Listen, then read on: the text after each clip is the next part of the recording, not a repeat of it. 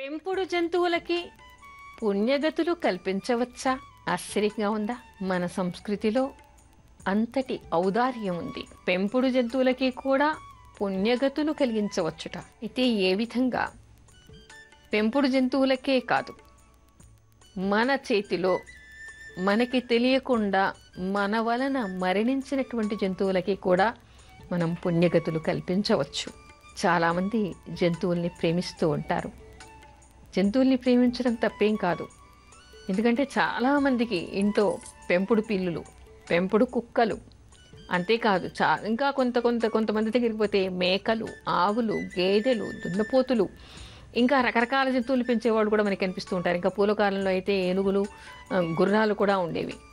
గాడిదలు కొన్ని చోట్ల, అంటే పేరేదైనా కావచ్చు, జంతువుల్ని పెంచుతూ ఉంటారు, వాటిని ప్రేమిస్తూ ఉంటారు. ఎక్కువగా మనకి చాలా దేశాల్లో, మన దేశంలో కూడా చాలా వరకు కనిపించేటువంటిది కుక్కల్ని పెంచుకోవడం. వ్యవసాయం ఉండేటువంటి వాళ్ళు ఆవుల్ని, ఎద్దుల్ని కూడా పెంచుతూ ఉంటారు. కానీ కుక్కల్ని చాలామంది ప్రేమిస్తూ ఉంటారు. కొన్ని దేశాల్లో అయితే వాటికి ఆస్తులు రాసి చనిపోయేటువంటి పెద్దలు కూడా మనకి కనిపిస్తూ ఉంటారు. ఆస్తులు ఏం చేసుకుంటాయి? వాటికి ఆస్తి అంటే తెలుసా? దాని జ్ఞానమైనా ఉందా? ఉండదు. కానీ అంతగా ప్రేమిస్తూ ఉంటారు. మూగ జీవాలైనా వాటికి కొంత జ్ఞానం ఉంటుంది. అవి కూడా మనని గుర్తుపడతాయి. చిన్నప్పుడు నేను చూసేదాన్ని, మా ఇంట్లో పశువులు ఉండేవి. పశువుల కాపరి ఆలస్యంగా వచ్చి జంతువు ముందుకు వచ్చిందనుకోండి, అది గేటు దగ్గర నిల్చుని అంబా అంబా అని అరుస్తుంది తలుపు తీసే వరకు. తలుపు తీసిన తర్వాత అది లోపలికి వచ్చి ఏ స్తంభం దగ్గర, ఏ గుంజ దగ్గర ఉంటుందో అక్కడ వెళ్ళి నిల్చుంటుంది. పిల్లలు వెరీ గంగడోల దగ్గర నిమురుతూ ఉంటే ఎంతగా ఆనందిస్తూ ఉంటాయి. వాళ్ళ దగ్గర ప్రేమగా చూస్తూ ఉంటాయి. ఆ కళ్ళల్లోకి చూసినప్పుడు వాటి ఆనందం కూడా మనకి కనిపిస్తూ ఉంటుంది. అంటే మూగ జంతువులతో ఆ భాషను పంచుకుని వాటి దగ్గర ఉండేటువంటి వాళ్ళకి వాటి మీద ప్రేమ అధికంగా ఉంటుంది. అలా ఉన్నప్పుడు చాలామంది అవి చనిపోయినప్పుడు చాలా బాధపడుతూ ఉంటారు.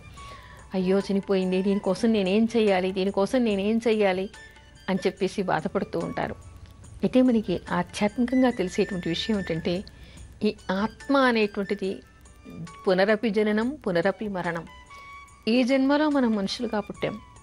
ఈ జన్మలో మనుషులుగా పుట్టగానే మనకి దేశం అని, మతం అని, వర్గం అని, ఆడ అని, మగ అని, ఒక జీవితం అని, ఒక కుటుంబం అని, మనకంటూ ఒక స్వార్థం, ఒక రూపం, ఒక ఇది ఏర్పడిపోతూ ఉంటుంది. కానీ ఇందులో నుంచి ప్రాణం వెళ్ళిపోయిన తర్వాత మళ్ళీ మనిషిగా పుట్టాలని ఏం లేదు. పామై పుట్టచ్చు, ఏనుగై పుట్టచ్చు, కుక్కై పుట్టచ్చు, పిల్లై పుట్టచ్చు. అన్నిటిలో ఉండేటువంటిది ఆత్మ ఒకటే కదా. ఆ ఆత్మకి పుణ్యగతులు రావాలి అంటే దానికి ఏదో చిన్న పాపం చేస్తే అలాంటి జన్మ వచ్చి ఉండొచ్చు. అంతకుముందు జన్మల్లో అది పుణ్యం కూడా చేసి ఉండొచ్చు. ఇదివరకు పూర్వం ఒక కథ ఉంటుండేది, గహన కర్మణ గతి అని చెప్పేసి. ఏమిటి అంటే, ఎప్పుడు కూడా ఒక ఆయన ఆ మాట అంటూ ఉండేవట. అంటూ ఉంటే భార్య అడిగిందట, అంటే ఏమిటి రోజు అదే మాట అంటూ ఉన్నావు నువ్వు అని. ఏం లేదు, నాకు తెలియదు అన్నట్ట. అయితే మా అక్క దగ్గరికి వెళ్ళండి, మా అక్క దీనికి చెప్పగలదు, ఆవిడ బాగా శాస్త్ర పరిజ్ఞానం ఉంది, ఆవిడ దగ్గరికి వెళ్ళమందిట. ఇతను మరిది గారు వదిన గారి దగ్గరికి వెళ్ళారట. వెళ్ళేసరికి ఆవిడ ప్రసవ వేదన పడుతూ ఉంది. దగ్గరికి వెళ్ళిన తర్వాత, ఇప్పుడు నేను ప్రసవ వేదనలో ఉన్నాను, ప్రసవం అవ్వగానే చనిపోతాను, నేను ఒక 5-6 ఏళ్ళు అయిన తర్వాత ఏదో ఒక ఊరి పేరు చెప్పి అక్కడికి రమ్మందిట. సరే, ఒక 5-6 ఏళ్ళు అయిన తర్వాత ఆ ఊరికి వెళ్ళాట. అక్కడ ఒక మేకగా ఉందిట. ఆ మేక కూడా అప్పుడు ప్రసవావస్థలో ఉందిట. మళ్ళీ నువ్వు ఇదే అవస్థలో వచ్చావేమిటి?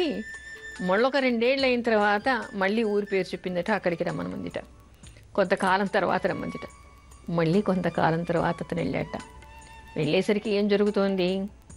పూర్వం 2 జన్మల క్రితం తన వదిన గారైనటువంటి ఆవిడ ప్రసవించినటువంటి కొడుకు ఈ జన్మలో అతనికి భార్యగా ఇంటికి వస్తోంది. ఇదేమిటి అని ఆశ్చర్యపోయాట. ఆవిడ తల్లి కదా, ఇతను కొడుకు కదా. తల్లి అనే పరిజ్ఞానం ఆవిడికి లేదు, కొడుకు అనే పరిజ్ఞానం ఆయనకి లేదు. శరీరం మారుతోంది, ఆత్మ మారుతోంది.